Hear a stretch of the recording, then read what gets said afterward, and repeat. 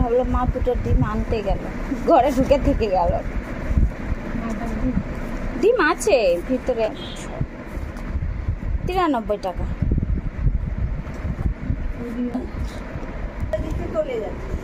বাচ্চা তো খাবে,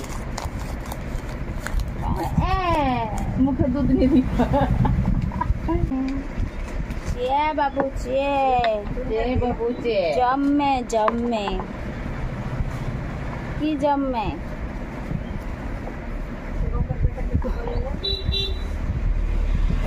ওটা দুধ খেলো, প্যাকেট দুধ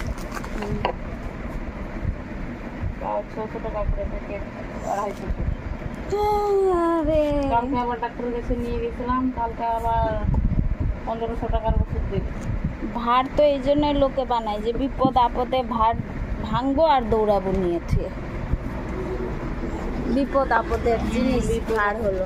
আমি ভাবছিলাম মনে হয় নিবে না ডাক্তার, পরে যখন দেখলো রিচকি টাকা, বসে অনেক রিচকি তো 1000-1500 টাকা কি কমতি লাগে?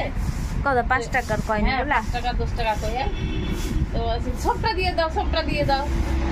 তারপরে জিজ্ঞেস করছে তোমার বাড়ি দোকান আছে? হ্যাঁ দোকান আছে। মিথ্যা কথাই বললাম। আমি রিচকি ভরি না, একবার রিচকি ভরেছিলাম না, তা বাস বিরক্ত লাগছিল। যাচ্ছি সবাই বলছে এতগুলো রিচকি হ্যান ত্যান, ওই জন্য আমি আর রিচকি ভরি না। এই তো কয়দিন শুরু করলাম, 2-3 দিন। লোড করা যায় রিচকি টাকা। কদিন হলো টাকা ভরা।